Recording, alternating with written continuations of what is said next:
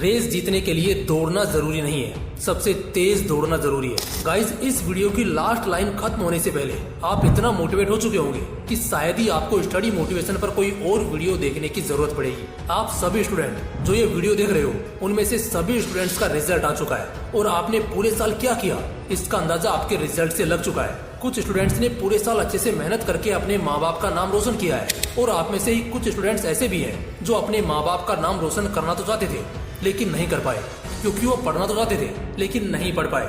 वो डिस्ट्रैक्शन को कम करके पढ़ाई में अपना 100% देना चाहते थे लेकिन नहीं दे पाए। और कहीं ना कहीं इसके पीछे का रीजन है पढ़ाई में मन ना लगना।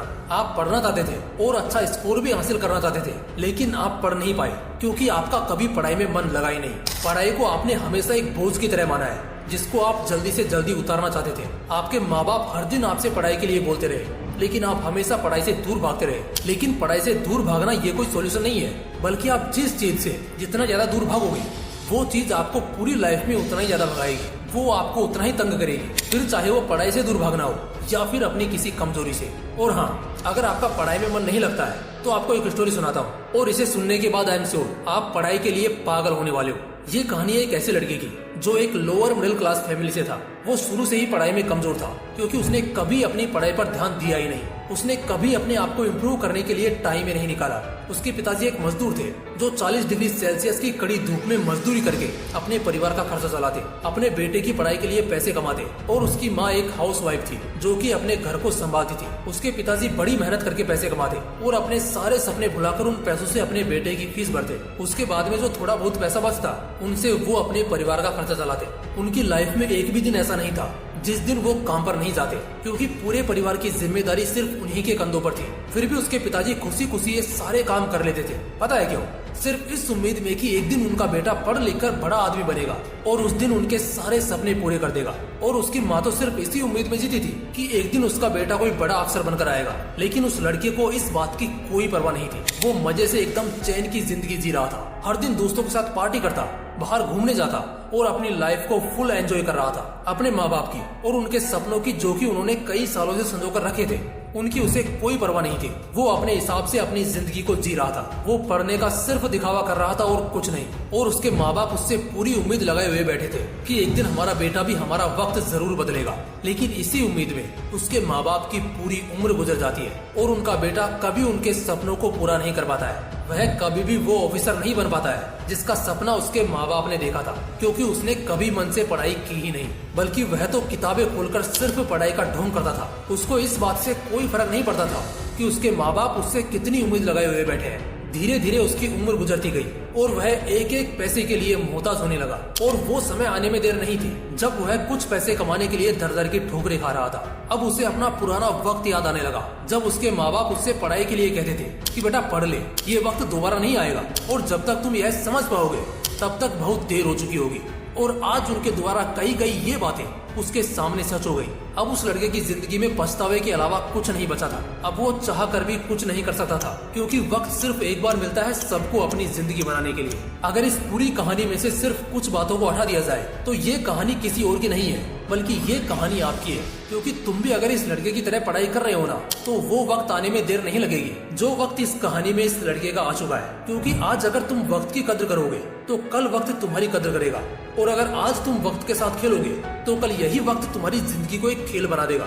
देखो, अब मैं तुम्हें ये सब बोलकर कि तुम्हारे मार्क्स कम आए, तुमने पढ़ाई नहीं की, अगर उस दिन पढ़ लेते तो आज तुम्हारा स्कोर अच्छा आता, आज तुम्हें यह वीडियो देखने की जरूरत नहीं पड़ती, माँ बाप के ताने सुनने नहीं पड़ते।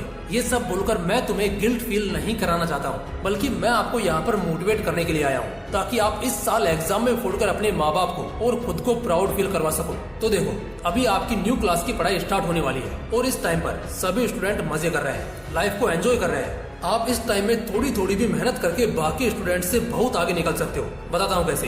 देखो, अभी जस्ट आपकी क्लासेस स्टार्ट होने वाली है और जब आपकी क्लासेस स्टार्ट होंगी तो 99% स्टूडेंट उसके बाद ही अपना डेली रूटीन बनाएंगे, पढ़ाई की प्लानिंग करेंगे, ये सोचेंगे कि पढ़ाई कैसे करें और किस तरीके से करनी है। लेकिन अगर आप इस फ्री टाइम में अपने सिलेबस को अच्छे से एनालाइज करके प्री प्लानिंग कर लो तो आप बाकी स्टूडेंट से बहुत आगे निकल जाओगे। जिस टाइम पर सभी स्टूडेंट पढ़ाई की प्लानिंग करना स्टार्ट करेंगे तब तक आप अपनी प्लानिंग कंप्लीट करके पढ़ाई स्टार्ट भी कर चुके होंगे।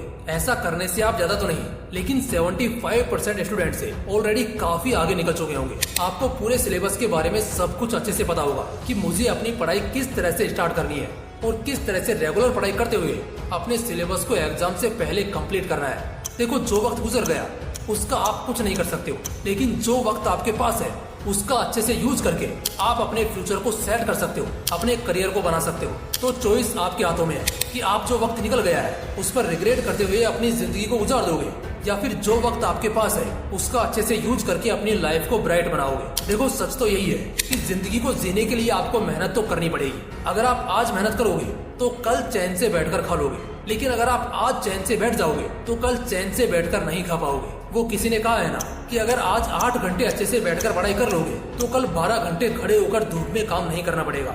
यही सही टाइम है खामोशी से पढ़ाई करने का, क्योंकि अब आपके पास टाइम भी है और पढ़ने के लिए पूरा सिलेबस बाकी भी है। तो आज और अभी से अपना एक डेली रूटीन बनाओ और फिक्स करो कि हर दिन आपको कितने घंटे पढ़ना है, किस चैप्टर को कब पढ़ना है और किस सब्जेक्ट को किस टाइम पर फिनिश करना है। जब तक आप डेडलाइन नहीं बनाओगे तब तक आप कभी भी अपने सिलेबस को फिनिश नहीं कर पाओगे।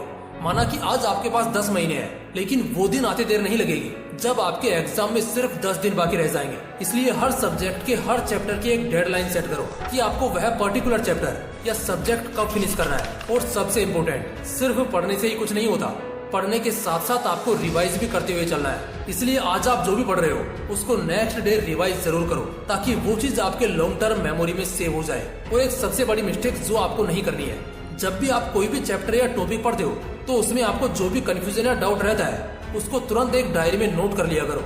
और जब भी आप ऑनलाइन लेक्चर अटेंड करते हो या फिर क्लास लेते हो तो उसमें टीचर से पूछकर उस डाउट को तुरंत ही सोल्व कर लिया करो, क्योंकि बाद में यही डाउट आपका एग्जाम के टाइम पर बहुत ज्यादा टाइम वेस्ट करने वाला है। इससे आपका सिलेबस भी कंप्लीट नहीं हो पाता है, और ऐसा कई बार मेरे साथ भी हो चुका है। इसलिए ये सब मैं पहले ही बता रहा हूँ ताकि मेरी ऑडियंस वो मिस्टेक ना करे जो मिस्टेक आज से कई साल पहले मैंने की थी। इसलिए कोई भी डाउट या टॉपिक पेंडिंग में नहीं रखना है, जो भी करना है शुरू से ही साथ में करते हुए चलना है। यानी कि कोई भी डाउट हो या टॉपिक हो, सब कुछ शुरू से ही सिस्टमैटिक ढंग से पढ़ते हुए चलना है, ताकि बाद में किसी भी तरह की कोई दिक्कत नहीं आए। और लास्ट में बस इतना ही कहना चाहूंगा कि चाहे कितनी भी मोटिवेशनल वीडियोस देख लो, वर्ल्ड के किसी भी बेस्ट मोटिवेशनल स्पीकर की स्पीच सुन लो, किसी भी तरह की इंस्पिरेशनल मूवी देख लो, लेकिन जब तक आप खुद डिसाइड नहीं करोगे, जब तक आप खुद कोई एक्शन नहीं लोगे, तब तक इस दुनिया की कोई भी वीडियो, कोई भी स्पीच आपको मोटिवेट नहीं कर सकती है। मोटिवेशन एक चिंगारी की तरह होती है जो कि कुछ टाइम के बाद में शांत हो जाती है, और उसके बाद में आपको खुद अपने आप को डिसिप्लिन में रखना होता है ताकि आप कंसिस्टेंसी के साथ अपने गोल पर काम कर सको। और अगर आप अब तक इस वीडियो के लास्ट में बने हुए हो तो सच में आप एक सीरियस स्टूडेंट हो और अपनी लाइफ में कुछ बड़ा करना चाहते हो। मुझे पूरी उम्मीद है कि एक दिन तुम अपनी लाइफ में कुछ बड़ा जरूर फोड़ोगे, क्योंकि जो इंसान कुछ बड़ा सोचने की हिम्मत रखता है उसके अंदर कुछ बड़ा फोड़ने का जज्बा भी होता है। बस जरूरत है तो सिर्फ उसे शुरुआत करने की। तो गाइस, अगर आपको ये